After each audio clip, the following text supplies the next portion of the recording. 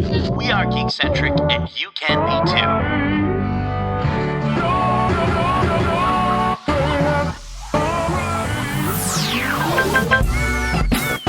Love ya.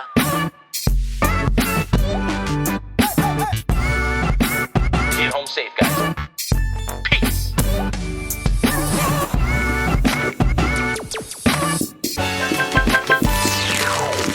Hello, and welcome to the Geekcentric podcast. Now, before you panic, no, Nate has not been kidnapped by an intergalactic bounty hunter or eaten alive by a blurg. We're just switching things up this week. My name is Kev, and I will be taking over this jam-packed episode where we're going to question the morality of casting James Dean in a movie more than 60 years after his death, do some soul-searching after Pixar's newest trailer, and talk about the launch of Disney+.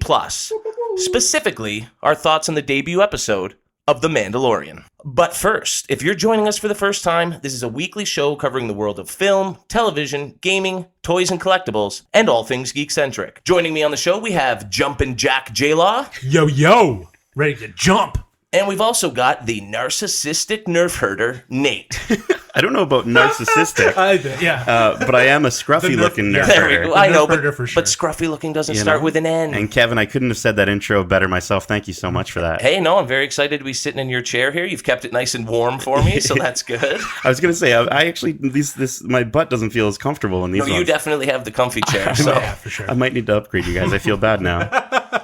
But let's see how I do here. A little nervous, but we're going to have some fun. So let's jump right into Whatcha. Justin, what you been up to? Well, I've been watching a lot of stuff. Okay, what you been watching? Caught up with some stuff on Apple TV Plus. Still been riding that wave. Watched the latest episode of C. Caught the latest episode of The Morning Show. Mm-hmm. But I've also gotten into Dickinson, which I'm like 3 episodes in and I'm really loving it. Like after the recommendation from last week from Nate, 100%. Like it's good.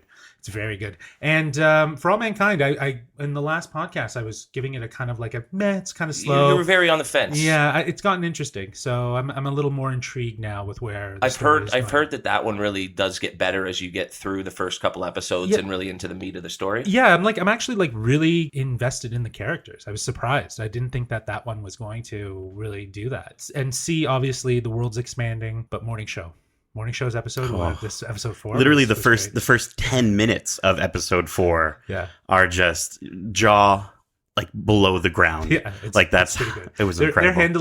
They're handling everything really well with it. And I think the just to kind of caveat the Apple piece, last week's episode, talking about the kind of body of work that Apple TV Plus is putting out with these sort of social commentaries in different capacities. I'm really intrigued. It is hooking me. It's hooking me that much more into this. And each show kind of in its own unique way, right? Like everything is so different and its own, exactly. So I think they're doing a really cool job of branching out and reaching different people through different genres. Yeah. And I think with Apple TV Plus, like we're going to get to Disney Plus soon, but I think what Apple TV Plus has going for it again is that drive for watching that content that makes you think about these things, right? And it's very unique compared to the content offering through Disney Plus. And again, I think Kevin, last time you mentioned how it's kind of nice, or maybe it was you, Justin. It was kind of nice how it's just those 4 shows or 5 shows. We're not, today, bombarded. Right? Today, I watched a lot of stuff today, but I'll get to that. But like for the most part, like I could imagine somebody having a hard time trying to figure out, well, what do I watch on Disney Plus, right? So, how do you begin? You got to flip a coin or make a list of all the things you want to watch. A random button. Yes. Exactly. I think Netflix, I think Disney Plus could use that. I think it would be awesome. You just click a button and there you go. Yeah, that's actually a great idea. Listen, if you're listening, Disney. Apple TV definitely did it right in that they're not overwhelming you. It's, here's a few things, check out what you like, and we'll slowly introduce you to more stuff. So. Yeah. And then on Nate's recommendation, I've been watching The Watchmen, which, it's kind of a slow burn right into it. It's kind of confusing. It has, I hate to reference it, but it does have that lost, like, you don't know what's going on. There's characters, you're intrigued by these characters, you want to know where the story is going, and now it's starting to connect a little bit more to the movies, which I'm starting to appreciate. So that in itself is helping me pull in a little bit more. And that's still one that I have not started yet, for shame. So I'm looking forward to it, and I will get there eventually. But there's just so much going on. You will watch the Watchmen. I will watch the Watchmen eventually. I still have to see the movie. I think if I watch the movie, it's going to give me a better. 100%. And now that we've reached like the halfway point for this season, I think it might be a good time to it's very make sure integral. I've seen it. It's very integral just to understand it. So, or at least the comics. To that degree. I'm going to read the whole comics before the next episode. Yeah, No, not at all. Hey, let me tell you, once you start, you won't put it down. Really? Oh, it's a really. But it's also like read. the thickest comic book I've ever seen in It's my a life. brief novel. Yeah. It puts a definition to the idea of a graphic novel, but it does also like kind of define what a graphic novel can be in this sort of social political issues. But are they political? They're political issues of that time. Of that time. That's what's really great about it. Like so it's a history lesson piece. as well. Exactly. Yeah. Exactly. Cool. But it's obviously exaggerated. So No, for sure.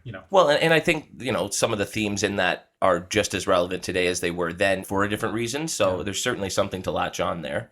But Nate, I know we're going to talk a lot about what you've been up to today, but how about for the rest of the week in general? What you've been up to? So before Disney Plus dropped, I did get a chance to watch season 4, episode 1 of Rick and Morty, which was phenomenal. It's incredible how consistent the writers of Rick and Morty are at just creating. I mean, Rick and Morty, right? Like that goes without saying. But like, did you guys get a chance to watch that first episode yet? Truth be told, I haven't actually even finished like season 2. Oh, really? So I need to like get through the rest of it. I feel like before I need to, but like I've watched episodes. I think for me, it's wild to think, but I know I have not gotten to watch it yet. Really? We did so much bloody Rick and Morty getting ready for our big video that went live a few hours before the episode. No spoilers, but it's pretty interesting how some of the parts of our video actually work well within this episode. Like it's kind of cool to see. I don't know if did you watch a lot of trailers before writing that, you and Sarah? Not really, no. So, we were going off of what we knew from it. So I think it's interesting that you say, because I've also heard the same critique about the newest episode here, is that it does feel just like we're getting right back into Rick and Morty.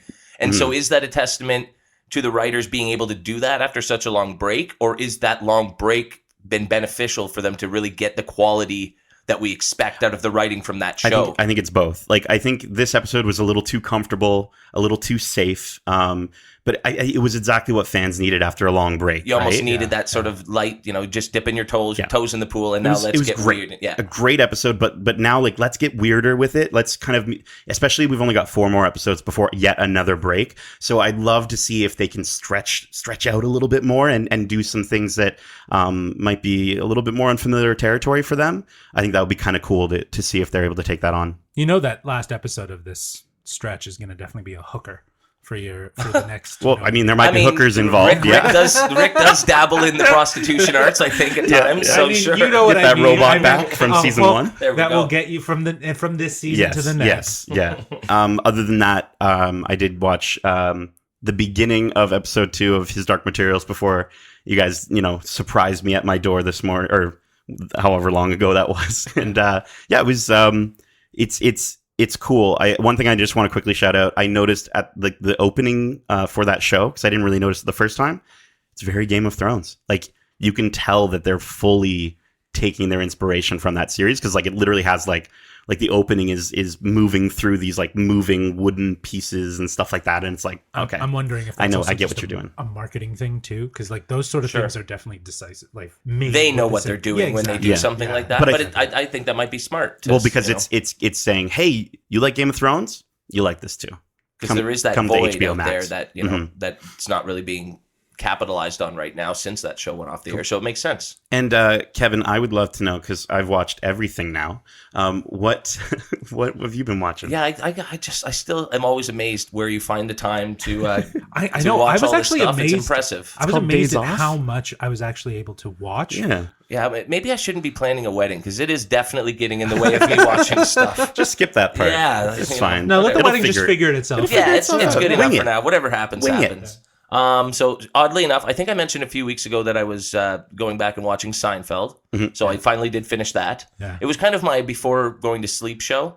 And it was really problematic because suddenly I'd be watching 6 or 7 episodes and Oh, it'd be that's the 2 problem. hours Yes. of, I'll watch one and go to sleep and all of a sudden it's 3:30 in the morning. Like, okay, no, but so now I'm finally done. I think that the finale was fantastic and is underappreciated. And if you're fans of the show, I appreciated it. I think it was so Yeah. great. And it's one of the most controversial season finales of all time just because of how big the show was. And so it was cool to watch it all really quickly like I did and get right to that punch. And I'm it's trying to still, remember. That's like the courthouse. It's the big Yeah. courthouse one Yeah. where, So, yeah. you know, Okay. in that episode, I found it really interesting why people didn't necessarily take to it, because it pretty much summarizes that these people are bad people. Like they've done horrible things, pretty bad things to people Right. over the years, and now they're getting their comeuppance for Exactly. it.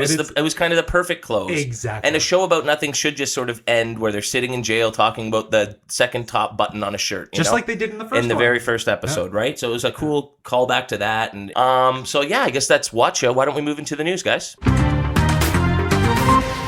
It's all about the details.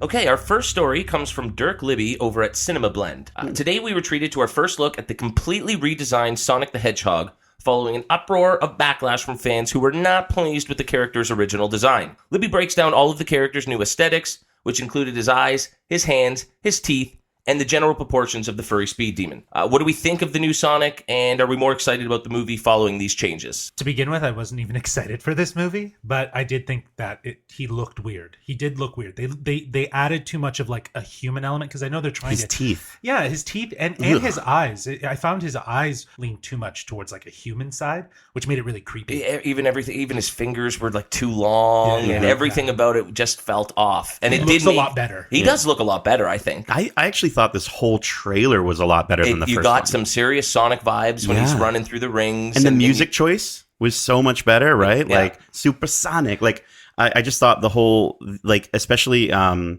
like, even though the trailer was like way too long and still gave away way too much, Way too much. I thought it was still kind of I don't know. I thought it was fun. I thought the Jim Carrey moments were better in this one than I think that whoever cut that last trailer I think they rushed it. I think it was a botched job. The last trailer had the same problem where there was just too much shown in it.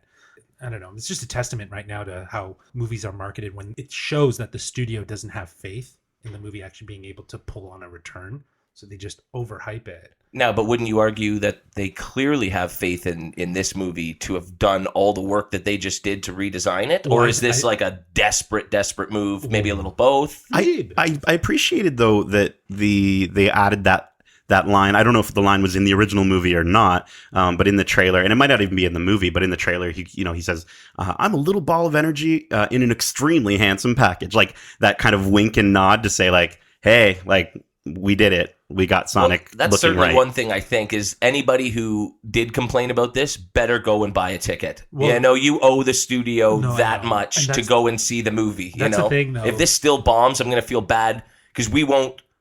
This could change the way studios interact with audiences and maybe get feedback and maybe listen to complaints or concerns that people might have. I mean, it could be a good or bad thing depending on how it goes. I think this is going to be a very experimental and interesting movie to see when it comes out. You're 100% right, though. It's a cool sort of thing that the studio actually took the feedback and saw that it was like hugely unanimous. That Sonic didn't look right, and they said, you know what, we're gonna put the effort in and we're gonna make this right. But I also think that to get that immediate reaction, you're like, okay, well, what else are we gonna do? We might as well change him so that we can at least guarantee that, to your point, the people that did complain, you're capitalizing on at least them going to see it. But what else are couples going to watch on Valentine's Day next year? I know, so cute, right? Well, It's it's funny 'cause interesting. there's a bro romance. It's interesting you say that, though, as maybe in trailer time, we'll look at a few romantic options for couples. So, Okay. yeah, we'll get Interesting. there. But perhaps we'll move on to our next piece of news. Jason Guisero from Business Insider reports that 64 years after James Dean's death, the actor will star in a new movie. While some in Hollywood are horrified, the advances in visual effects would make this commonplace. Guys, do we think there are moral implications that must be considered when using the likeness of a deceased actor? And is Hollywood overstepping certain boundaries with a move like this? 100%. Did his family Did they come out with James Dean? Was there any? From what I've heard, they are fully okay with this. But like, this is a movie is that they his believe. like direct family, or is it like? Well, it's descendants. I mean, 64 It's years estate. later, that's tough, right? So, Yeah. I mean, who would that actually be? I haven't seen directly who the family Yeah. that are signing But off on this. I don't know, a full movie. But is it creepy to be dabbling in this, resurrecting people? Do we I don't do we like it. not have talented enough actors and actresses throughout Cast Hollywood? James that- Franco. you know, I mean, yeah, Yeah, either. that would've been but cool. unless it's a biography, Well, they you don't they need have it to done be that. James Dean, right? Right? Why is it necessary to have James Dean portray this character? Right. It's not like Quentin Tarantino had someone that, was CGI to look like Bruce Lee in Once Upon a Time in Hollywood, right? Like he found an actor that could capture the nuance, which is almost more interesting than trying to physically, visually re-represent someone who's passed. Although that was another representation that did not go over well with that the is family. true. I know that is And true. I think they missed the joke there because Yeah. that scene was great. But Who's making this movie? actually, I have heard that they're lesser known filmmakers who don't really have much of a credit or IMDb list or anything to their name, and Okay. so that's been a lot of the pushback so far. Is that are these guys just trying to make a name for themselves by doing something like this? That's interesting. You know? Anton Ernst and Tati. I'm not even going to try and pronounce the last name, but yeah. IMDb's got nothing on these guys. So here these guys, are they just trying to make a splash in a controversial way But, to it get just recognition? seems like that's such a huge undertaking to try and pull that off. And why the star of the movie? Maybe to the point where it's Tarkin amount of seeing him, right? That's fine, but why make him the lead in a film? It Well, just with seems like deepfakes now, I'm not as concerned that this isn't going to look like James Dean is alive and well and acting in this movie. I think that just those 2 years since they did the Tarkin thing. but they can't. But even Jeff Bridges in Tron, But where's when the- they did younger version? Right. He looked so weird. But where's the morality in do you don't credit James Dean in this movie? James Dean isn't up for awards in this movie, right? The guy who plays the body of James Dean is up for him. Well, It's he's so not. weird. He's probably wouldn't. If the Yeah. idea too is if they do go on this whole idea of it's James Dean, right? That's kind of weird as well, right? Well, and then what if, to your point, the performance is amazing Yeah. and it should be Right. nominated, and we're dealing with a whole different can of But then worms, They- Andy the Serkis Academy, style. The Academy wouldn't do it. well, just if wouldn't they do weren't it. going to give it to Andy Serkis, Yeah. Right. Exactly. They're Or, not gonna- but then is it David Prowse all over again, with Darth Vader? You know what I mean? It's James Earl Jones is Darth Vader, right? But David Prowse is the body of Darth Vader. I don't know. It just seems so weird. I don't know. Yeah, Yeah, this unnecessary. seems like it could open up things that we don't need in movies. Again, And there are enough actors Yeah. in the world that we could write stories around. and Kevin, what's your favorite James Dean movie? Rebel Without a Cause? Oh, never mind. I would say Rebel Without a Cause. I've never seen a James Dean movie. Oh, perfect. Okay, great. That's what I mean. I mean, he only did 3 before he passed away very, very young. Okay, yeah, but how does this get people's butts in seats? I'm not a James. I had to literally I know the name James Dean, but I had to look this up. Okay, but fine. I mean, even this might be still before your time, but Yeah. what if they do it with River Phoenix? okay, Another young, talented actor who passed away very I don't think young Nate before. knows who River Phoenix. yeah, No, I know. Joaquin Phoenix's brother, Right, and who's so- in that movie about the kids walking across train tracks or whatever. Stand by me. He just called it. I'm shaking my head at this point. Just But where did they? And what if the next movie they want, what the next actor they want is Philip Seymour Hoffman? Yeah, Is that going to, there's somebody who would be far more relevant and. well, and I think to but see, I would be You would- interested. you'd I'd be more be- interested you in see something that like that. because you know him. yeah, Yeah. you know him. I mean, I'm not sure that there are 65-year-old people out there going, "Ooh, a new James Dean movie's coming out." But is this? I think this will be a testing ground for do people want this or not? Because I think, to your point, Kevin, I think the technology is almost there, if not there, and so it's that's scary. That's scary for people, man. terrifying. That's scary for actors because it's now all of a sudden you're just competing with computers, and eventually we just need voices. Absolutely. I think this is just the beginning for this kind of crisis in morality in terms of what technology is used for in filmmaking. So it'll be interesting to see where it goes. Another one in the world of controversy comes from Sam Stone over at CBR.com, who says that Frozen 2 will see its main character, the Ice Queen herself, Elsa, set out to discover the true origins of her ice powers, with the character facing the reality of climate change and how far her abilities may give her a purpose to set things right. So it sounds like climate change might be a major theme in the newest Frozen movie set to hit theaters later next week. Do we think such a controversial topic is a wise move to include in a family movie? And how will some moviegoers react to that? I think Disney does that best, right? Disney and Pixar. Yeah. Like, I mean, I think their movies are known for being able to bring those topics to wider audiences and to kids specifically. I do think that, you've just spoiled the whole movie now. Thanks. Climate change. To Nate's point, it is kind of customary, but it's also, it is a very hot topic right now. Right. So, I mean, I know they deal with difficult subjects that are, with race and death and family dynamics and whatnot. But, this is almost like the equivalent of making a movie about vaccinations, right? This is more of a controversial, polarizing thing in society where, there are two very opposing opinions on just whether climate change is a real thing, whether we should be focusing on it. And so are there going to be parents who do not believe in the whole climate change thing, who say, why are you trying to brainwash my kid with a little movie about snowmen? I don't think Disney's too worried about, they've been pushing the climate change thing for a very long time, right? So I don't think they're too worried about losing any money on Frozen 2. Yeah, absolutely. And then they don't have to. They can take bold chances with their, what they want to comment on and how they want to comment. And I hope it's successful. Like, I know it will be, but like, I hope it's better than Frozen 1 in how much it does. And I think there's a chance that it won't be.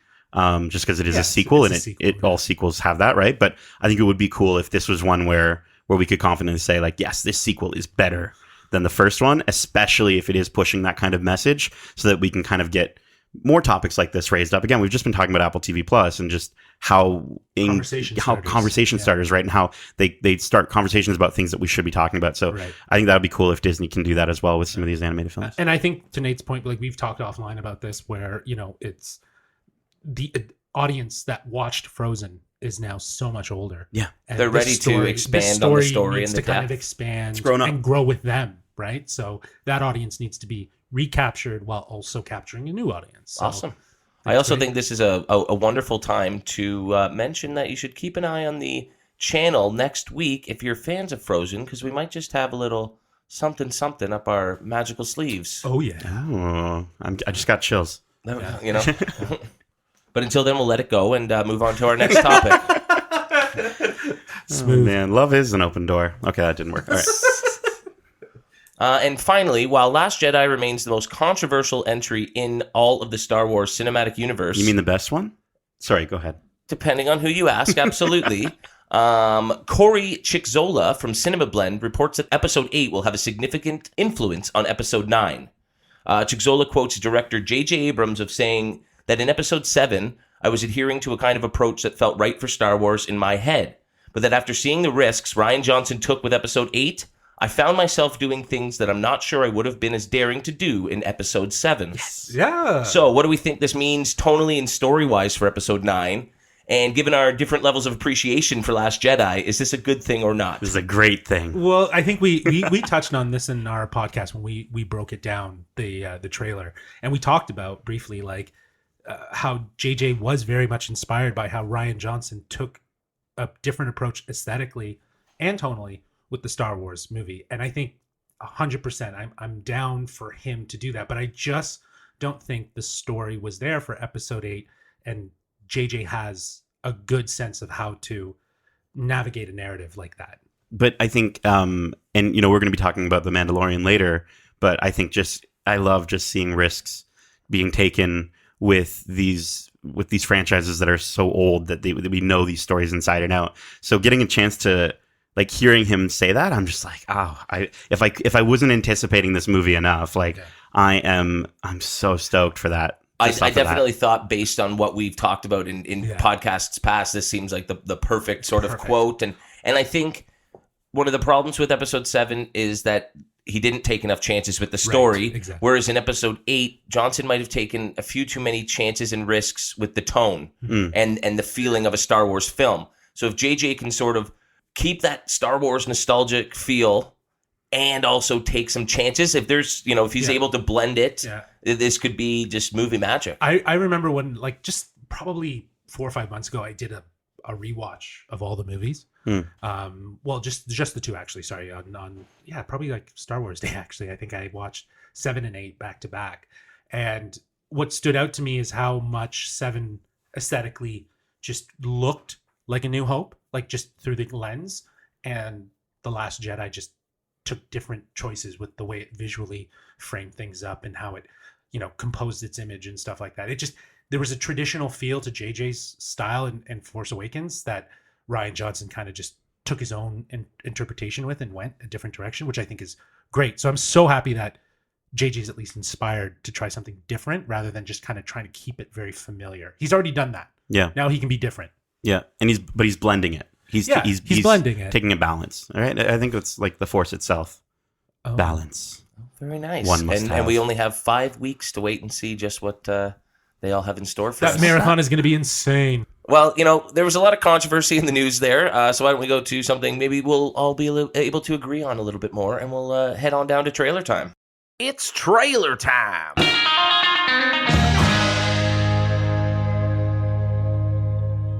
All right, our first trailer comes to us from director Tony Cervone. Cervone? I'm gonna Cerveza. No, yes. Yeah, Tony Beer. Tony Cervone, and is starring Will Forte, Frank Welker, Zac Efron, and Amanda Seyfried. We've got Scoob. The movie sees Scooby and the gang face their most challenging mystery ever, a plot to unleash the ghost dog Cerberus upon the world. This one gets unleashed May 15th, 2020. Yeah, I see what you did there. I also like how in your note it says Zac Effie. Zac Effie, yeah, that's what I like to call him too. Yeah, my boy Zac Effie. What up, Effie? Scoob. First of all, the trailer or the title, Scoob. Not a fan. Not a fan. It sounds title. It's not what? No, It sounds uncomfortable. Well, I just feel like it's like one of those things. Like, remember when you did the horror recast? You called it The Factory. Okay, yes, sure. Like one syllable is popular, sure, with movie titles. Scoob, and I get it. Like that's what he like. Jenkins Scoob, like that's what he says. Like Scoob. There you go. See, that's why you did the voice. Why? That's got to be my biggest complaint. I'm just going to jump in, cut you off. I don't care. Sure. I do not like Will Forte as Shaggy. Yeah.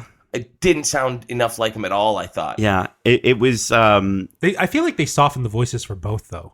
Right? Like, well, when does Scooby talk and fully articulate sentences like that? I hated that. Like as soon as he started like having a full, like, full sentences, like it was just so weird. Like I'm like, that's not Scooby-Doo. Like that's not what he should. The whole fun part about Scooby-Doo is that he mimes things out and he acts along and it's the fact that he can't talk is kind of funny. The fact that he's like a full talking character, and granted, like Frank Welker has done the voice since like 2003, so like it's still Scooby-Doo, but like I just feel like someone was like, nah, he's not talking enough. Let's get him. Like I think maybe he's too central a character in this iteration in that he's going to be in most scenes talking with Shaggy the most versus the mystery gang, and so they almost need him because to carry it's a bit movie, more. They need to, but I mean, I don't know. I can't remember the live action one.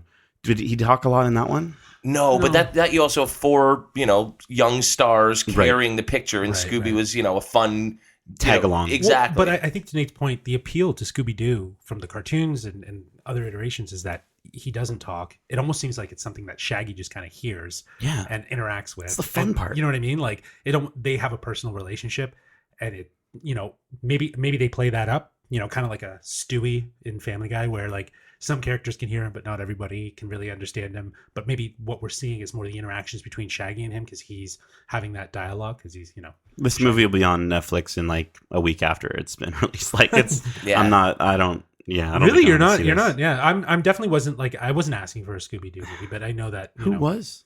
No, and even though I wasn't, this certainly didn't go, oh, maybe I do want one. Yeah, and I know, listen, we're being really harsh on it. Like, I get it. It's like a kid's movie, right? Like, it's kids are gonna love it. Kids are gonna enjoy it. Whatever, they'll get the toy at McDonald's or whatever. But it's like I just feel like there's so many better avenues to even redo this story than movies. Right. Like we're talking about all these streaming services. Like go there. Like give it a fresh take. This feels like something that like came out years ago. You know what I mean? I agree. I would agree with you there. Yeah. It feels like a dated attempt at reinvigorating the franchise. Recapitalizing. Yeah. Even if Zac Effie's in it. So Zac Effie. Well, speaking of movies that are trying to get some nostalgia and capitalizing on an older title, we've got Fantasy Island, directed by Jeff Wadlow and starring Michael Pena, Kim Coates, and Michael Rooker. Rooker. Yeah. Who, interestingly enough, we didn't see either of those two in the trailer. Or did we? Yes, maybe we did, but not in a recognizable way. Essentially, this is a horror adaptation of the popular 1970s TV show about a magical island resort. This one is sure to make for a romantic evening on February 14th, 2020. So, like, I was going to ask, like, is this a remake, right? Like, I've never heard of the show. When did that show happen? Z-Plane. No, you didn't know? Was that an Indiana Jones thing that you just remembered? No, it was a TV show. Okay. A Fantasy Island, because Ricardo Montalban, I believe. I thought this was going to be, like, a Disney thing. Like, when I heard the title Fantasy Island, I thought, is that a Disney? Is Fantasy Island? Yeah, you would. Disney Plus head. That's what we're called now. No, I thought the trailer, like every trailer, gave way too much away. I think this movie would have really done well, especially for people like myself who have never heard of the original show. I think would have done better to leave a lot more mystery, but that's what movie trailers do. They ruin these movies. Well, I think it's very tongue in cheek that it's kind of dealing with like this kind of romantic island. It's on a Valentine's Day, but it's a horror movie because February seems to be the month for horror movies. But it doesn't, which is weird. I don't know. It is weird, but that's not weird, I guess, but it's more or less, it's just appropriate that, it's sprinkled throughout the year rather than like, I guess, how many movies can you fit in October, right? Right, exactly. Without competing with something that you're not going to win against. What are all these horror movies going to come out in like, 4 Fridays in a month, and then it's like, 6 movies are pitted against each other? Mm-hmm. Yeah, I mean, because we've been talking about this a lot and how many of these horror movies are coming out well after Halloween and into the new year and into a month that, most people don't picture as scary or spooky but I get spreading out over the years so that you're not all competing with each other. But that's exactly what all of these horror movies look like they're going to end up doing. Especially in the fact that like they're all around like Valentine's Day, right? So I'm more excited the fact that Michael Rooker is in this. Like I love Michael Rooker, like in The Walking Dead, and of course Guardians of the Galaxy. Do we think maybe he's sort of the big bad walking around? I hope he is a character that gets more screen time than what a normal villain would get, or at least a mysterious villain like that. Like if they can get him, because I just love him whenever he talks.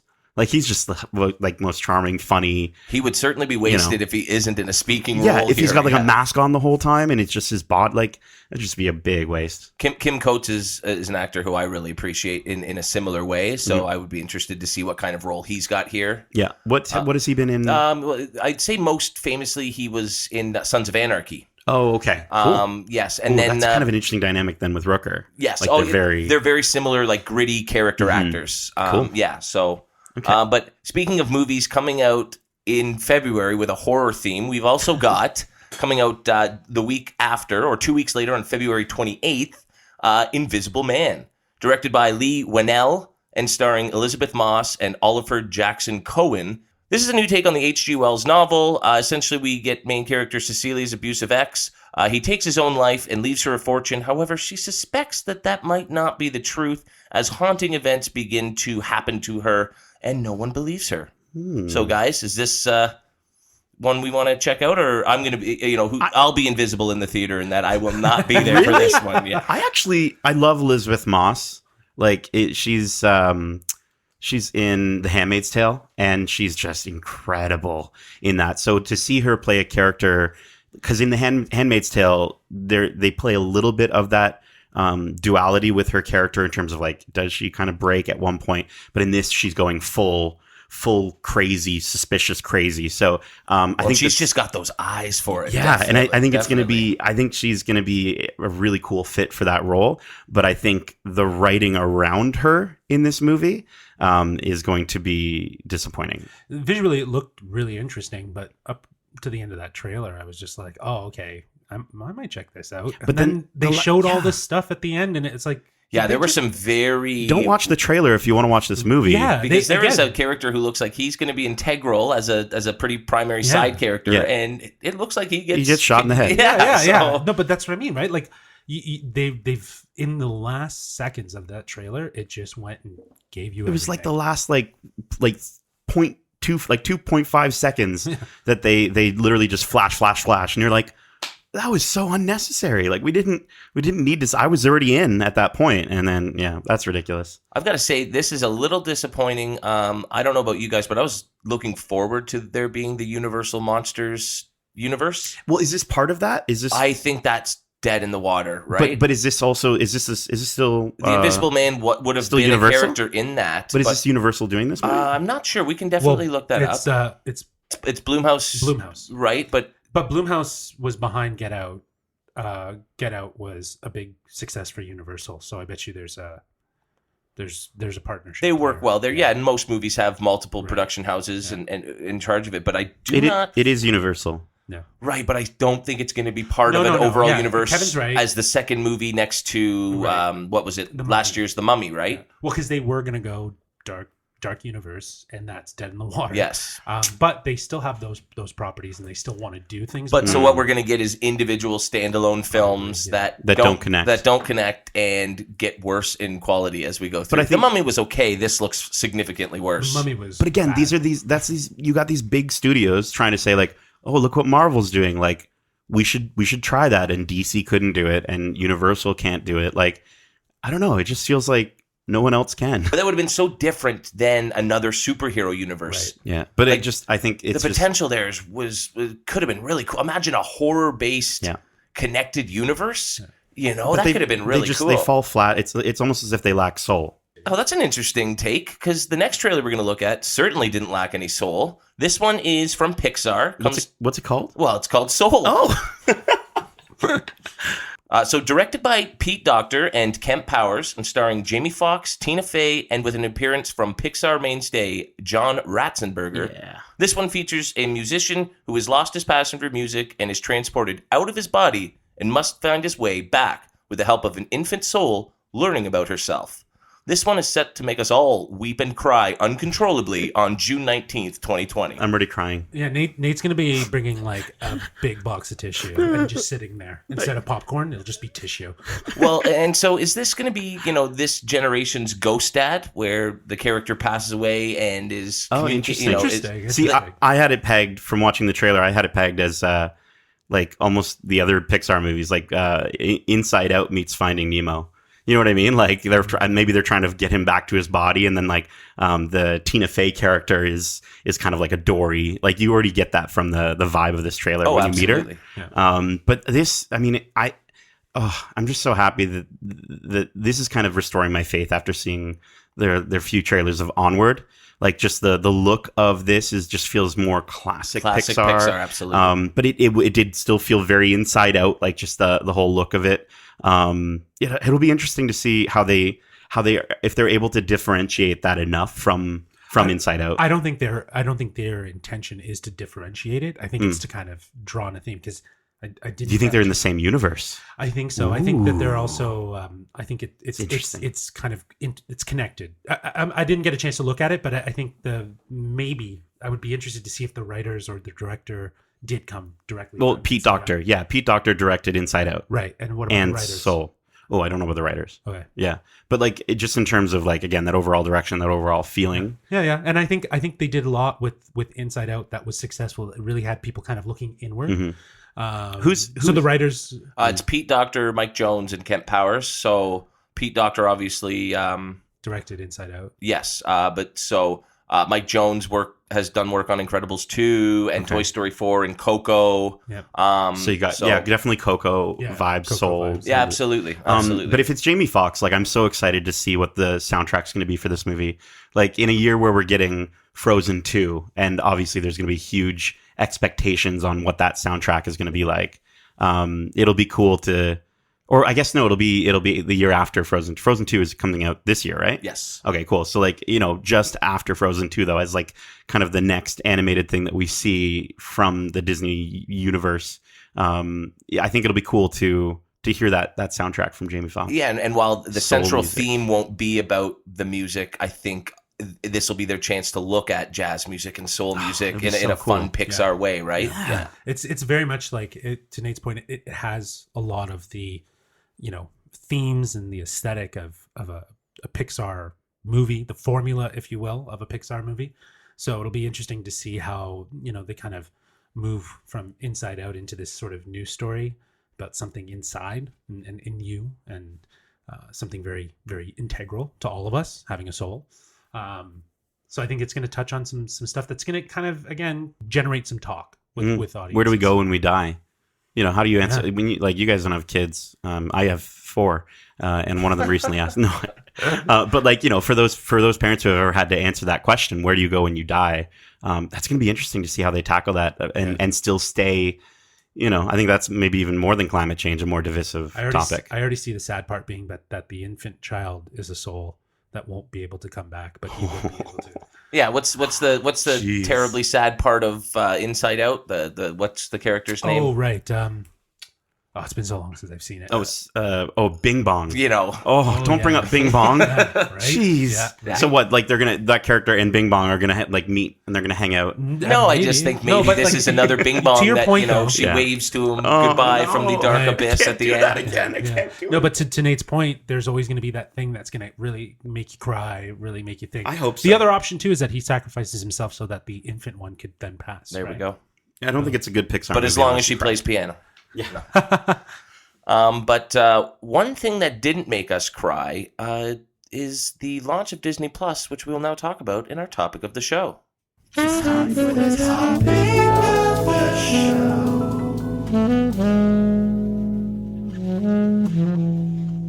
All right, streaming services beware. Disney Plus is here, and the excitement from fans has sent the streaming service itself in disarray, with the network service crashing all over the place. I don't know if you guys have been following this today, but I'm getting complaints from all over the world about people who are going, it keeps freezing on me. Yeah. So nobody's had a successful time with it. I tried to not watch the big priority things. I went through and tried to find things that I didn't think people were going to be like to start the day off. Yeah, it's interesting. They must be putting these on different servers, because I noticed that too, where the originals that they have were having trouble loading a lot of the times. But if you want to watch, I watched some Recess. I watched Smart Guy. I watched all these shows, and those were loading no problem. The original X-Men. I think it's also traffic, right? They could all be centralized in one area, but let's say all the original stuff, to Nate's point's, on one server, and all the traffic's going there. It's going to cause a traffic jam, if you will. Absolutely. And I think we sort of expected that,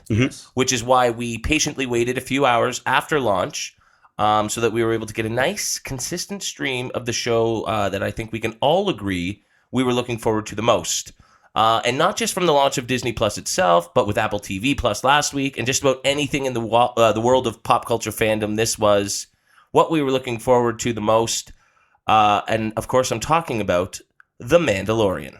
Oh, yeah. Dude, I'm buzzing. Okay, from this first episode. We first saw the trailer for this in Chicago with Star Wars Celebration, and I think even, or in a lot of ways, just as much as that episode 9 trailer, this had people talking and really excited for not just Star Wars, but Disney Plus. I think this was kind of Disney's main selling point of the service coming out today. It's the morning show for Disney Plus, for sure. Absolutely. Yeah. Getting into just the, you mentioned Chicago. We got to see the scene with Werner Herzog where, he's kind of giving him that next job. And watching that scene out of context, it just really didn't. It kind of fell flat a little. It fell so flat in Chicago, where I was like, I don't know how I feel about that. And then obviously the trailers helped to pick me back up for excitement. And it was much better, I think, in this first episode, that scene. Oh, that one flew by. I was like, it felt like it 8 felt times much longer. Shorter. Yeah, longer in Chicago. Yeah, absolutely. But so we will talk about the show without spoilers to begin with. Yes. We'll sort of give our first impressions here, and then we'll move into our sort of more spoilery review. We will warn you just in case you haven't seen it. But if you haven't, why don't you run out really quickly, check it out, stream it, come back in 38 minutes, and join us for our thoughts. Okay. But you have been warned. We will slowly get into our spoiler reviews. But first impressions, guys. I think it felt a little clunky, but it had all the right sort of beats to it that felt Star Wars with some new stuff. So I was really intrigued, but I also was just kind of just certain parts and transitions, both a literal visual transition that just caught me off guard, but also just the mood, the tempo, the tone of how we moved through this world. just felt very mishmash. It's like smashed together. It was a very pilot episode, in my opinion. Like they could have maybe dialed that back a little bit, I think. Yeah, I think so. I did feel like it's interesting because you both aren't as familiar with Star Wars TV, I guess, right? Like you haven't watched too much Clone Wars, too much Rebels. I myself have not. I've watched some Resistance? Clone Wars. You've watched some Clone Wars? Not Resistance. So it's interesting because the Clone Wars, when that first came out, it was very, monster of the week, episode to episode to episode, very, one-off story arcs. And then every now and then they would get to a story arc that lasts maybe 2 episodes or 3 episodes. As it started to progress into its later seasons, it started doing an overall arcing storyline that if you didn't watch the episode prior, you'd be completely lost. And I love that that's how this feels like that. I'm not spoiling anything, but this clearly, after watching this episode, it's not going to be a monster of the week. It's going to be a continuous storyline. I absolutely thought it was going to kind of be a bounty of the week show, and then they threw you for a loop. About halfway through, you realized that maybe they were going to focus a little bit more in depth. Mm-hmm. Do we think some of the early struggles from the episode, again, I'm not saying it in a bad way or anything like that, but do we think it's really tough to start off a TV show where your main character says about 10 words the whole episode? Is that maybe something that was lacking from the episode to give us a little bit easier transition into this world? Well, I think the thing that's interesting about it is that he didn't say much at the beginning, and then suddenly he was talking a lot more. We heard his voice a lot more. He was kind of very elusive and wasn't saying much, and just these sort of one-word answers or very dry responses. And then as the episode evolved, we saw some, I would say, personality. Yes, I definitely think we're getting some personality, and there's a lot going on under that helmet, I think. Oh, yeah. He's not just a stone cold jerk, I don't think. Mm-hmm. And obviously, we're just getting started in exploring that, but there were just several little instances throughout, be it a flashback here or an interaction with the character that made you realize that this isn't maybe the character some of us expected him to be in a lot of ways. And talking about tone, I think we talked about the music from the trailer in one of our previous episodes, but did you like the music here a bit better? I did. I thought it was again. It actually did feel. It felt more TV, which I was okay with. Like, this is a TV show. But it was interesting because at one point there's some electric guitar being played, and I'm like, is John Williams playing the electric guitar? Like, what's going on? Like, I'd love to see him in that turtleneck just riffing out. But one thing that it didn't do was it. I don't feel like it musically. I don't feel like it established itself like most of the first sort of, I was getting some really cool Western vibes throughout. Sure, and even the way he was jingling along, as if he had spurs or something. Maybe it's too early. Maybe it's too early on, and I just haven't seen enough of it. I want the Mandalorian theme. You know what I mean? Maybe not even like a theme song, but you know how Luke has his theme, Leia has her theme, Yoda has his theme. So he needs a theme. Darth Vader, in Star Wars, he'll need a theme. Right? I agree there, and I think I'm intrigued by the music of it, but I think I was more hooked by all the little details that we're going to get into maybe in a few minutes. Absolutely. Before we get into any just main spoiler details, we can really break this thing down. Just overall thoughts with all the hype that we've had for this for months. Did it live up to those expectations? Were you hoping for a little more? Are you excited going forward?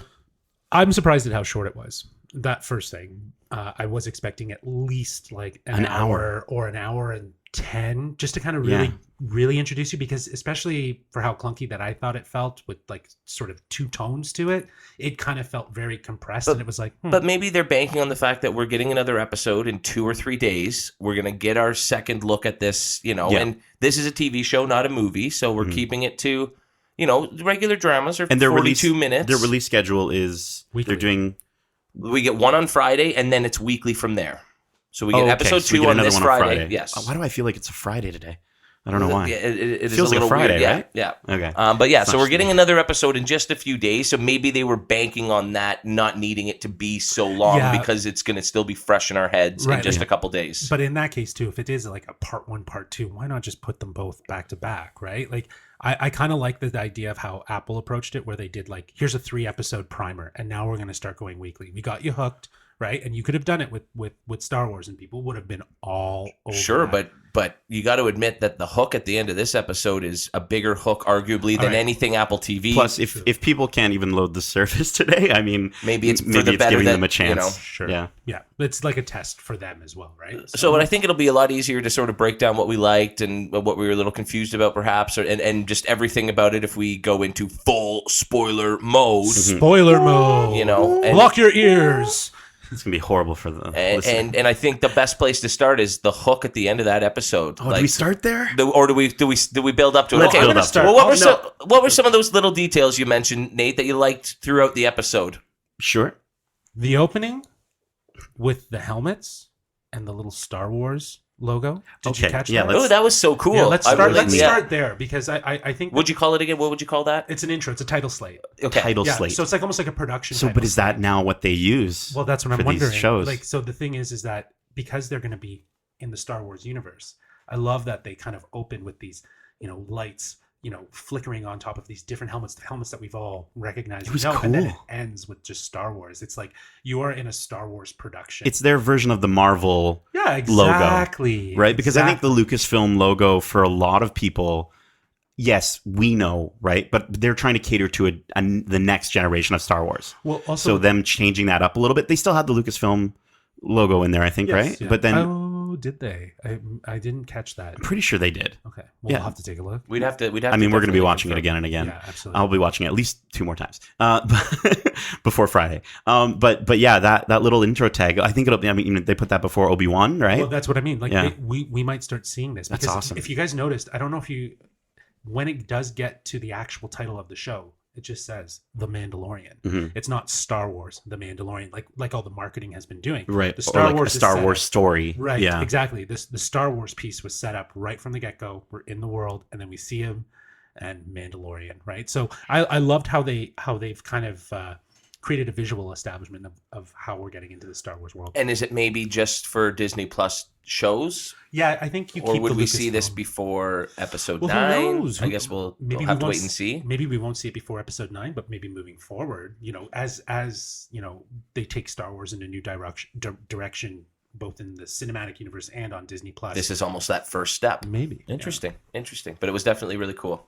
So a couple of the things that I noted. I don't think we've ever seen a winter planet in the movies. Well, sorry, of course we've seen Hoth, but like in terms of like this like desolate sort of winter. What about Force Awakens? Planet. Where the actual, Well, that's just the Starkiller base, right? but it is a planet. I though. guess, It's yeah. built- it was Yeah, built yeah, yeah. under a planet. But I guess it just, I don't know, something struck me about. We've never seen ice. It felt like, but I guess No, that's I really. don't agree with that statement at all, though. no, it felt like winter Tatooine. You know what I mean? Like it felt like winter. Oh, like he goes into a yes. cantina Yeah. at the beginning. Okay. Right. Okay. Whereas, so not so desolate. It's No. inhabited. Sure, Whereas but- Hoth is not. Very. By different aliens and stuff. This is. Yeah. I like that wintry Tatooine. I just thought it was cool. I don't know. Snow Tatooine. Snow Tatooine. Snow Tatooine. Love it. Droids are Ubers. I thought that was great. That was pretty fun, moment, yeah. and he's like, no droids. So clearly he has some sort of vendetta. I think a lot of humans do.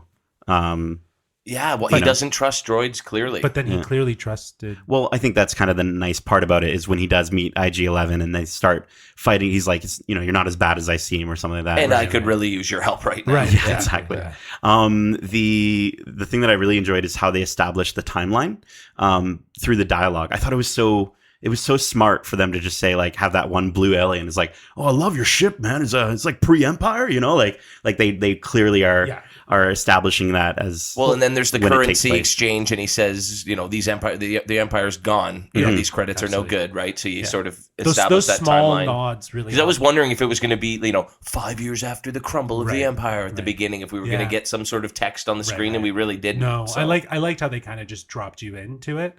I really enjoyed in the ship when he called out the pre-Empire ship, because it like immediately it was so identifiable when they get to the ship. I'm like, is that from like the prequels? It's a cool sort of nod. Yeah.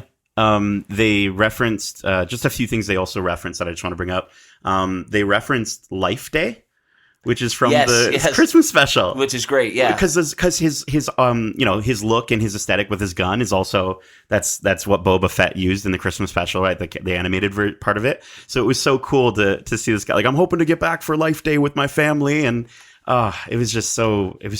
I think they're gonna have so many opportunities to throw in little throwaway jokes like that, where it's not a movie that's got to take itself a little bit more seriously. Sure. I think they are gonna have fun little opportunities like that. I mean, even having somebody like Brian Posehn as the driver who replaces the That's the who that droid. was. Yeah. I was trying to figure it out. I mean, I had to look up his name, but he definitely. And so He's if you great. get wonderful little, guys who are famous for TV shows here and there coming in for just one scene roles, I think they could have an absolute ball with that. What's so great much too fun. is Star Wars has such a appeal to everyone who's in the acting business that they would just come in to be a stormtrooper. Yep. I'd fly halfway across the world. Look to look at Simon Pegg, right? Like absolutely. he freaking sweat his face off in that Unkar Plutt, right? Yeah. So like, super cool. I'm also really happy to see original trilogy aliens. I mean, I feel like the sequel trilogy has kind of moved away from that, right? We haven't really seen those guys in live action, aside from maybe a little bit in Rogue One, right? But like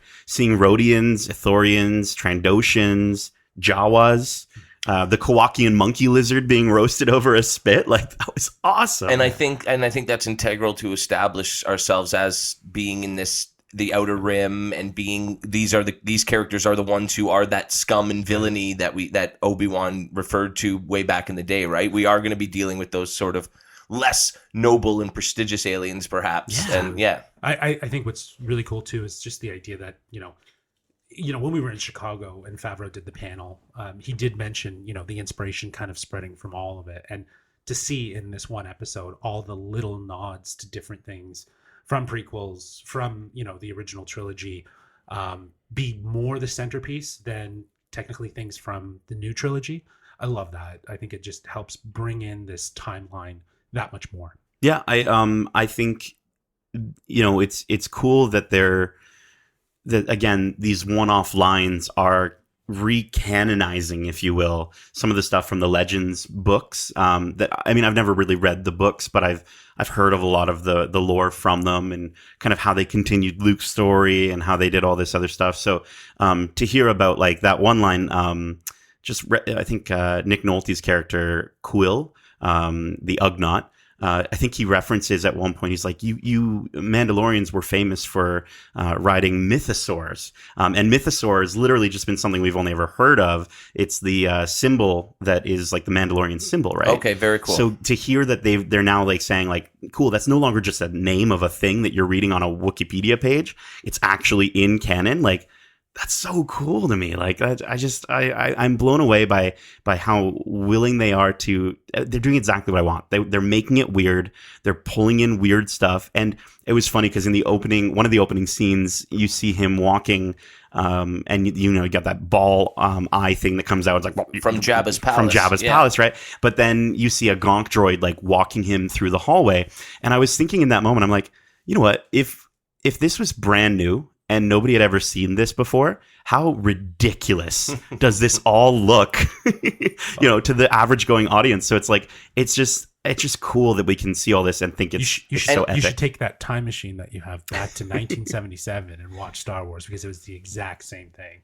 Yes, but weirdness. Yes, and I think that's one thing to establish in a movie, but here you are with a TV show, and I think that while fans will love recognizing those little things, people who are maybe more casual Star Wars fans might not recognize why those things are cool, but they might even subconsciously identify with the characters and go, "Well, that's very Star Wars," without realizing that, that's from Jabba's palace and all those little things. So they're gonna get to do all of those things, for the different types of audiences that will be tuning into this. I'm intrigued to see what my dad thinks of it. Like, because he's very much original trilogy. He's watched the prequels with me. He's watched the new ones with me. But like, I think it'll be interesting to see his take on it. I think I'll love it. But that would be like my mom, who does the marathons and likes the movies and whatnot, but isn't on Wikipedia at 2 a.m. going, "Who was that character and what did he do again?" Right? Yeah. So I think it's just going to reach out to a lot of people, I think. Cool. And I think they did a great job in that sense in giving us an explanation as to who this character is, or at least what he's doing. okay, they've got bounty pucks and tracking beacons, and he goes out and he hunts people for money and throws them in carbonite and collects his reward. And there you go. Yeah. In identifying these bounty pucks, and we get to see the carbonite slates and that sort of thing, and we just sort of get it. Yeah. I think, me mentioning all these references and understanding them, I still think there's going to be stuff, though, that is going to be... It's just going to be interesting how they balance that. Because now you bring up I didn't even think of a standard going audience, but like talking about like Beskar. Did either of you recognize what Beskar was? No. When did they bring that up? Right. So, and I'm not saying you're not into Star Wars. I'm just saying, like, if you're not watching the Clone Wars and you're not reading the books, and even I had to look up exactly what the significance of the he's paid with a piece of Beskar, which is basically a Mandalorian iron. That is from the planet of Mandalore, and even Werner Herzog's character says, like, it's better that it's in your hands now. And he takes it back to that metalsmith, which, by the way, I had no idea we were going to see other Mandalorians in this show. That was and just so commonly, like, it wasn't even. It was just they were all just had there. families. There was like a kid with the Mandalorian helmet. It was there was great. like families. It's very interesting. The helmet on that Mandalorian in the metalsmith? in the metalsmith shop, Yeah. it was a very like Roman gladiator style. so It was cool. really cool. I can't wait to see the cosplay. But so I did want to ask: is he assembling? Like, is she assembling him an outfit made out of this stuff piece by piece? Yes, and so one of the big things with that armor, with Beskar armor, is that it's known to deflect lightsabers. So that gets me kind of stoked, because I feel like maybe we get a stinger where we get to meet a couple of Jedi at some point. But what Jedi? Exactly. Where who are left at this point in our story? But how cool is it that this lines up? We're going to be talking about, I guess it'll be after Friday when we talk about the next episode. But I'm also going to bring up Jedi Fallen Order, which falls kind of, is it not within the same timeline? I would imagine so. Oh, no, wait. Fallen Order takes place just after episode 3. So it wouldn't fall within that same timeline. But again, it's kind of bringing up that same idea of, like, will there be a Jedi, right?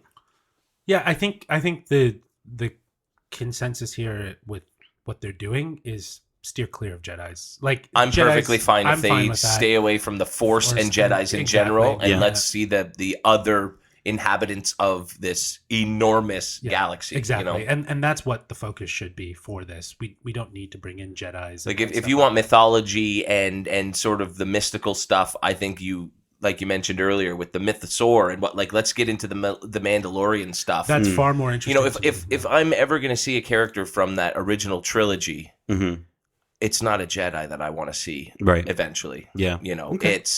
It's another man it's a different Mandalorian, if you will. I think that'd be really cool. In terms of things that do we want to maybe talk about things we didn't like, or do you have, Well, I could going with my first initial reaction, how I think it felt clunky. I think I can now expand on that.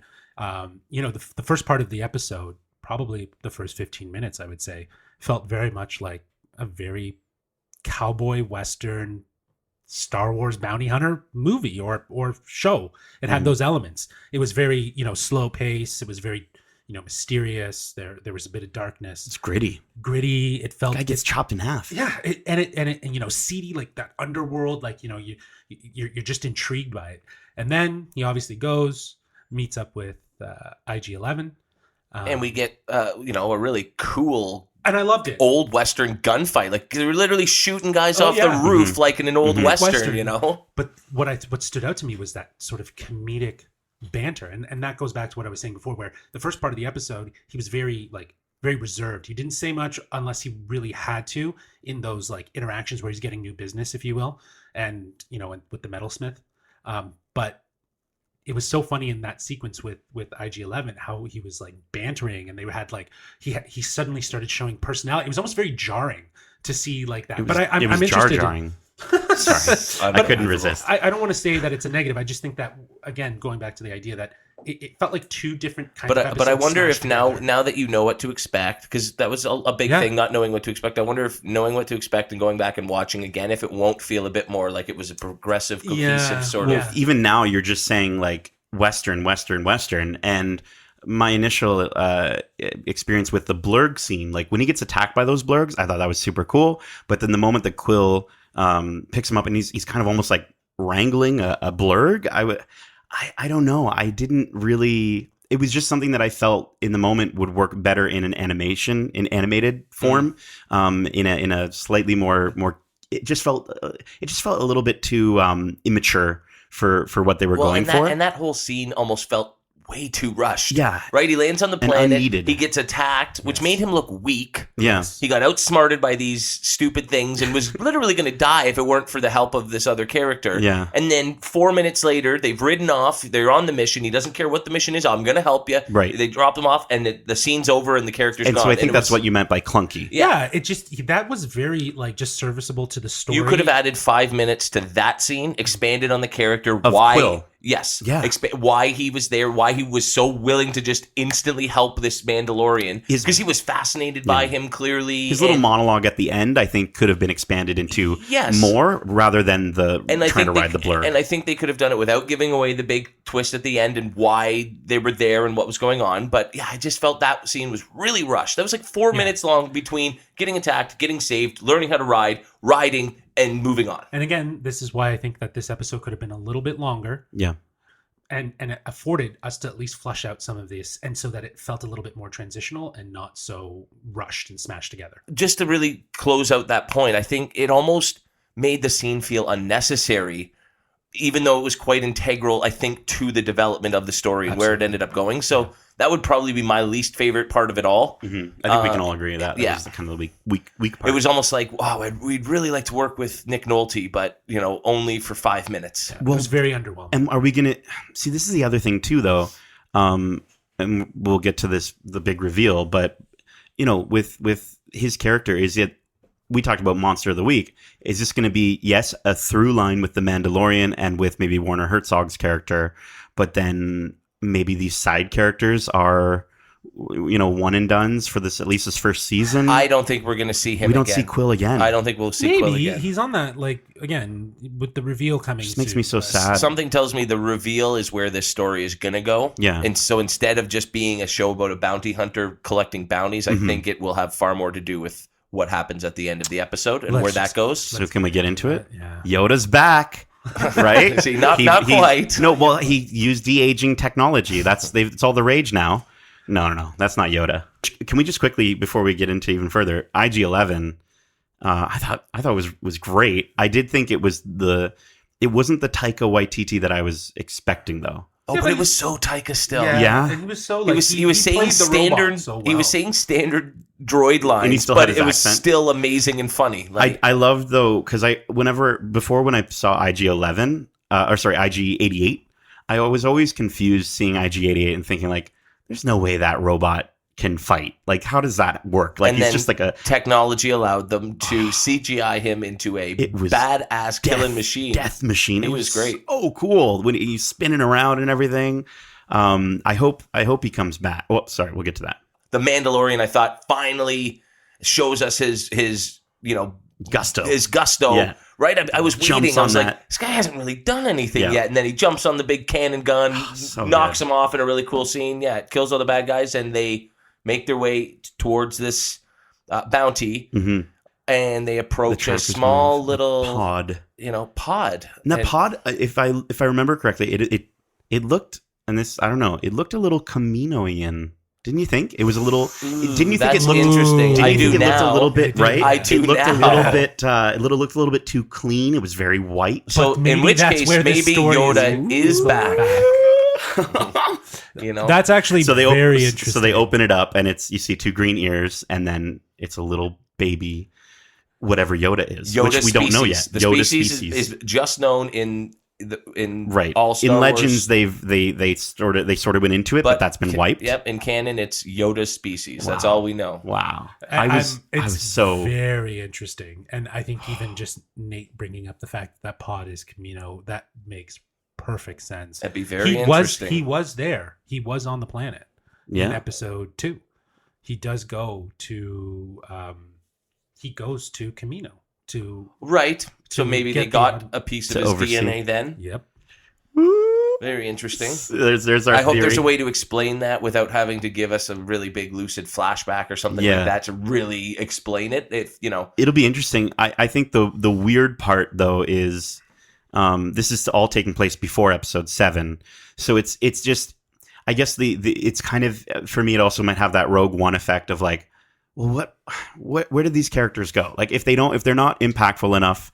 I think the explanation, as long as the explanation is like, this is so far on the other side of the galaxy, I think it'll be interesting to see what they do with these characters, enough to make them important, but still balance that with making them so that it doesn't matter that they're in 7, 8, and 9. You know what I mean? Or maybe they are I in know 9. what you mean. It's like if Yoda is alive and this is to take place before episode 7, well then where's Yoda in these movies, right? Yeah. And like, why? Is but Yoda again, they're coming far next? away. Yeah. You How know? cool. Although I'm just thinking now, like back in my brain, like the whole rebellion assemble scene. Do we see the Mandalorian in his ship? You know, in that scene. It's perfectly You're feasible. so hell bent on that. I just think that feel would be like- so cool. But that's perfectly feasible. Let's get everyone in. If this is Yeah, but 25, why? 30 Why? years before, you know. Maybe, but I don't think it's necessary. Like this is Skywalker, right? Like that's Sure, Skywalker. but I'm wondering how significant this Yoda species character is going to be, Yeah. how important the story around him is going to be, Yeah. and if this is not sort of the most important thing going on in Star Wars, Right. never mind, a few Skywalkers squabbling over a few decades. What if this is what it's all about? This is the ultimate, You have to imagine that Disney's super smart in how they connect all these worlds together. So yes, you're right. The Skywalker saga, I agree with you. It will be the Skywalker saga, and it'll be a Skywalker movie. But I think just in terms of working these, we still have more seasons. They've already signed on for a season 2 of the Mandalorian, right? We've got more of this story after we see episode 9. So they're going to need to find a way to make us say, cool, now that I've seen episode 9, there's still a reason to care about what's going on with these characters. Yeah, I don't doubt that. I think you're more likely to see all of the sort of nuances of what's been captured in the animated series and those characters make an appearance in something like The Mandalorian. Or That's cool. You know what I mean? Rather than in episode 9. In my opinion, I just feel like to keep the focus, it's not up to JJ to just like cram every Star Wars reference that's happened I'm not before. sure anything we're watching now will be in episode 9. for sure. I don't think it. And I don't think it should be, and it doesn't need to be. But what if they're setting up for what comes next? Right. Because if, let's say, our Mandalorian character is 30 years old, and we're going to wait, and the Skywalker saga resolves itself, and then we can carry on. Is it Saga or Saga? I know, Sorry. yeah. No. We got to always rag on Sorry, me for go that. ahead. But the saga, Sega. okay, so the saga of Skywalker will end, but we know that the character of Yoda species will live for 800 years, and so What does that another mean for the 30 Jedis? years. Another 30 years, this thing's still going to be a kid, Right. essentially, Yeah. with maybe a grizzled older Mandalorian who's been hiding out and protecting him for 30 years, and maybe cool. See the comic covers. I'm very interested to see Where this how goes. significant, if it was just a cool reveal Yeah. that doesn't really pan out, or if this is just the beginning I hope of so. this story, because Well, that'd be very cool. I think it's very evident that if you put that at the end of your first episode, It's got to mean something. it's got to mean something. It's like, here is what this series is going to be about. Again, I really do think this is going to be the going forward storyline, Yeah. Yeah, he's going to protect because it. he has some sort of relationship with this little thing already, right? You know, because we got the brief flashbacks from himself when the other Mandalorian was banging on the armor, and we see, he explains how he was, what do they call him? A foundling. Yeah, and now You he's know. considering this to be the same thing. Right? It's just literally though, if they had made it any other creature, it would not have been nearly as impactful. The fact that it's a Yoda, that's just I loved how they introduced it. Like it was covered in the blankets, and then it's kind of out of focus, and then the focus just comes in, and you realize, oh my god, that's I like know a Yoda those species. ears. Yeah, I know those ears. Yeah, exactly. So I thought it was a very nice sort of soft reveal, because like even when we saw it and we were watching it together, Nate's like, what? So with Mandalorian giving us a new episode on Friday, and then every Friday after that, there's obviously going to be a lot more to talk about, and we can do that a little bit on each show maybe if we want, just to sort of share our thoughts. But let's sum up our thoughts on this first episode. Were we excited? Did it live up to the hype?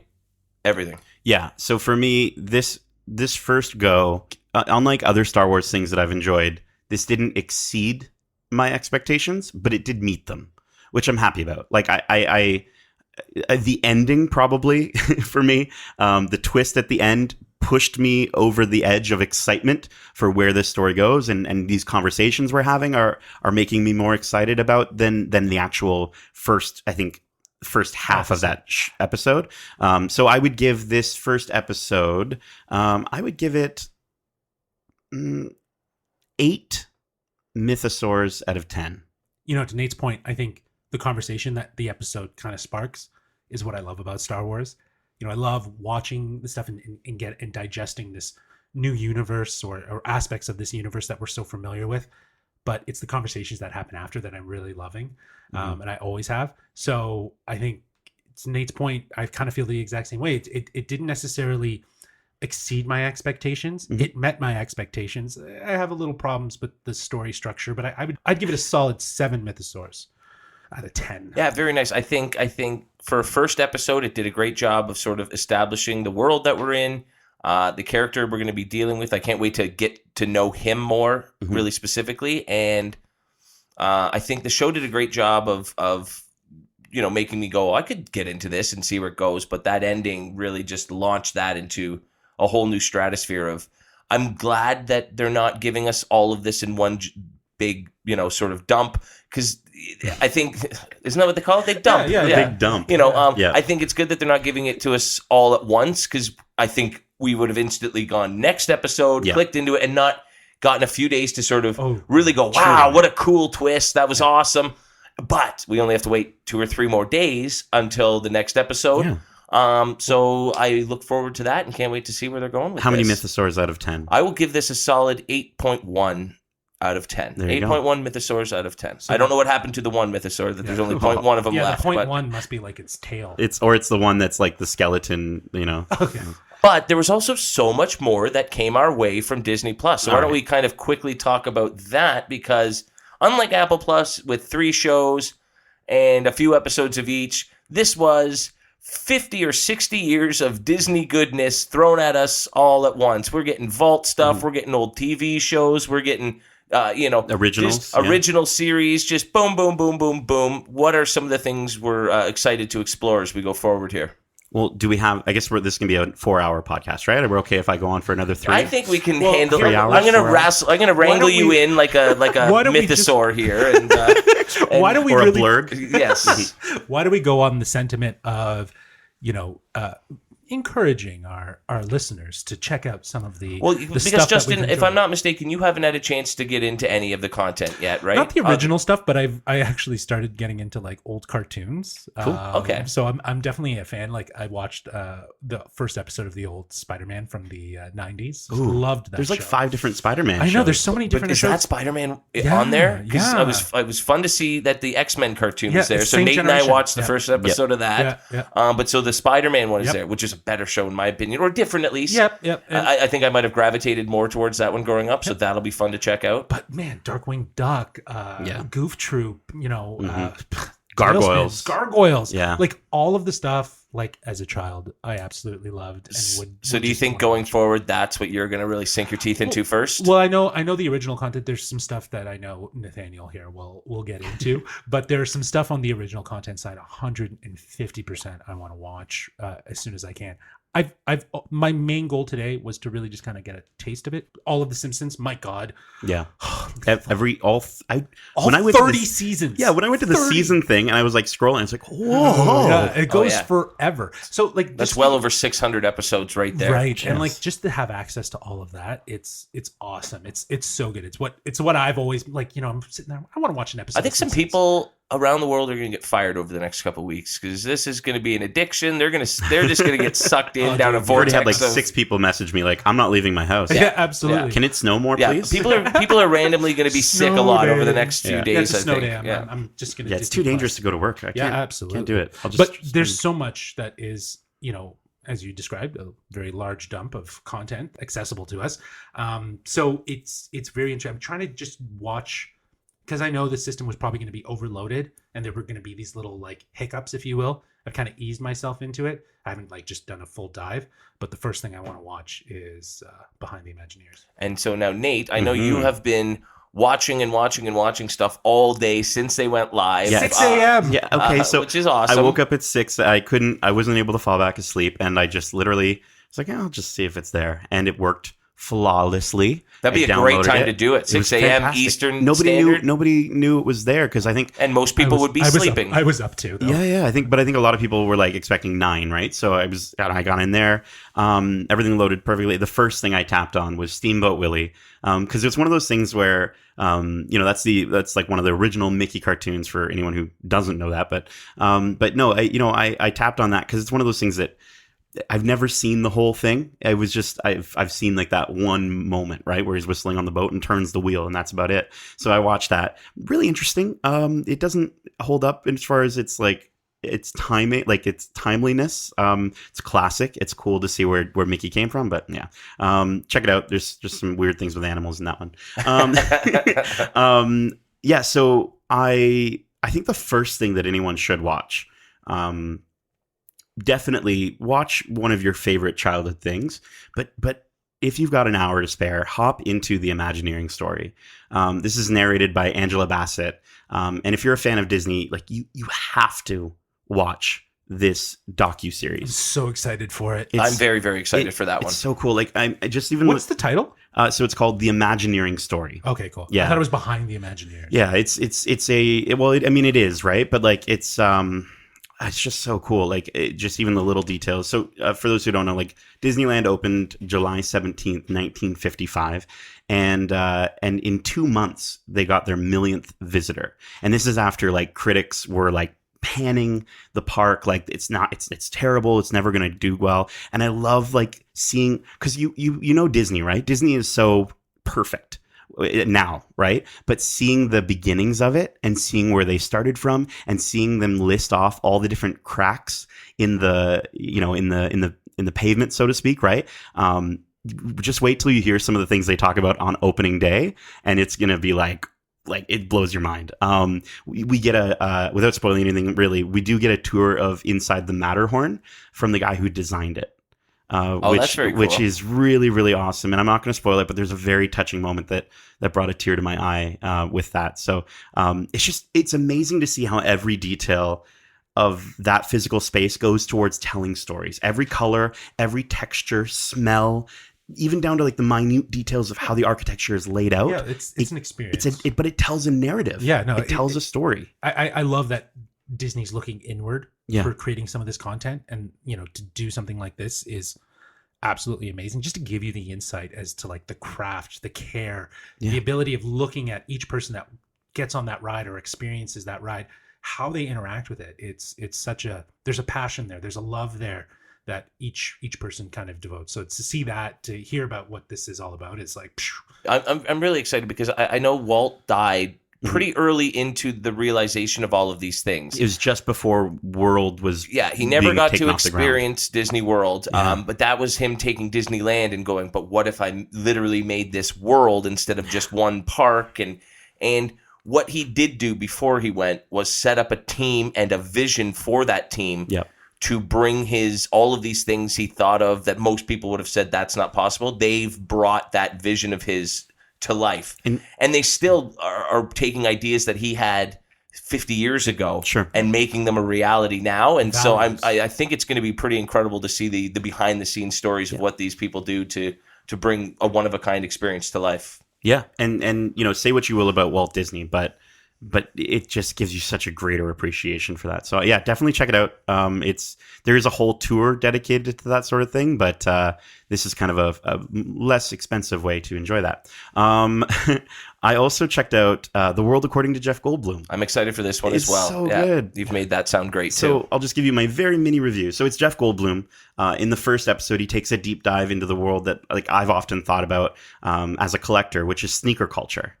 And so, he's just so quirky and so charming. The whole show, the episode at least, reminded me of the kind of thing you would put on TV and sort of sink into without actually planning on doing that. Back when like channels, I know you still channel surf, Kevin, because you're old, but like when channel surfing was a thing, right? Like it was to say the least, it was delightful. So definitely watch that show if you're a fan of Jeff Goldblum or just learning in general. We all got a chance to watch Forky Asks a Question, but just before we get to that, I watched Float, which is just a 7-minute Pixar short. It's part of their Spark short films, where they kind of will bring in other creators and writers that aren't within their own team and work to create a short. And it's just about living with a child who is different in some way.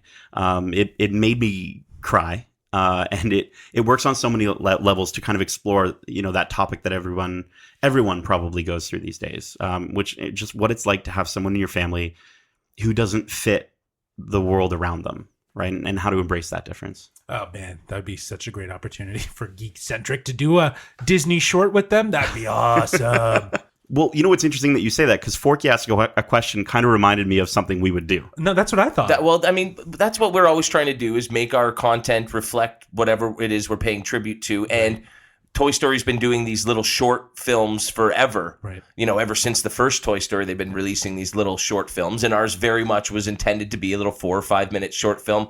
Forky's definitely felt exactly like that kind of vibe we were going 3 minutes for. long. But I think it's going to be fun. I think he'll interact with a different character each week. And a lesson will be coming. Yeah. It's a fun show. That's I think how Forky's learning. I think it's definitely for kids, but it also had a few little inside jokes that work perfectly fine for an adult. When he looks at the coin and it's like, oh, what a lovely lady. It's like, I think that'll be a fun little show. And again, easy little. I think they're brilliant if they're going to be doing full-length shows and documentary series and movies and 3-minute snackable content, right? Sure. Where you don't have to spend 40 minutes to appreciate something quickly. And I just think this is opening up a world of exploration that will be time consuming, to say the very least. I think there are dozens and dozens and dozens of things I want to watch, be it old movies, be it old cartoon shows, original content. I think we are going to be consumed with Disney Plus for a very long time, everybody. And so it should be fun to hear about those on Watcha in upcoming episodes. I'm sure a lot of it I think what we can do is definitely for Watch Club, I think we might go forward with, just for the foreseeable future, it'll be The Mandalorian. Yeah, I think we'll keep it a bit shorter, right? Our just sort of thoughts on the episode, and just sort of we'll give our week-to-week review right through to the end of December, because it's going straight from Friday onwards to the end of the year. So, and just for our listeners, we're probably gonna position the Watch Club at the end of every episode, like we have in the past. So if you're not following The Mandalorian, which come on, watch The Mandalorian. Follow The Mandalorian, right? Sure. But if you're not following The Mandalorian, that's totally understandable. But you can kind of end your listen at that point if you want to. But yeah, I'm so jacked. You can hit us up at wearegeekcentric@gmail.com. Let us know your thoughts and what you think of this great new show. Yeah, if you have any other recommendations from the service that you want to watch, if you have what have you been watching? What's the first thing you do want to watch? What have you been able to watch Disney anything? Cartoon? Yeah. Has the streaming been a problem? For us, yeah. it seemed to work pretty well. I'm getting very hit and miss reviews from people in terms of how the streaming quality and everything so far. But I think that's to be expected. Yeah, hit us up. Yeah. I mean, I think I read somewhere that they had 3% of Netflix's overall subscriber rate pre-subscribed to the service. Oh wow. Which doesn't sound like a lot, but I mean that's pre-subscribed. How many people bought it today?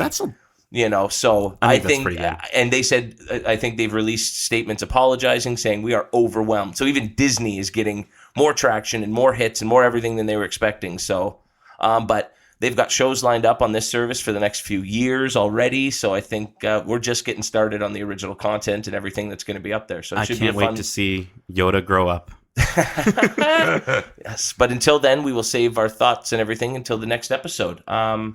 I hope you guys enjoyed this week's episode. I did my best to bring a different feel to it, but great job. I think next week we go back to the pro himself, Nate, and gain some familiarity there. But it was definitely a lot of fun. I loved sitting on this side of the mic and asking you guys the questions for a change, and hope to do it again in the future. Absolutely. Thank you for giving me such a packed week to sort of sink my teeth into. That made it a lot I just easier. didn't want to do it.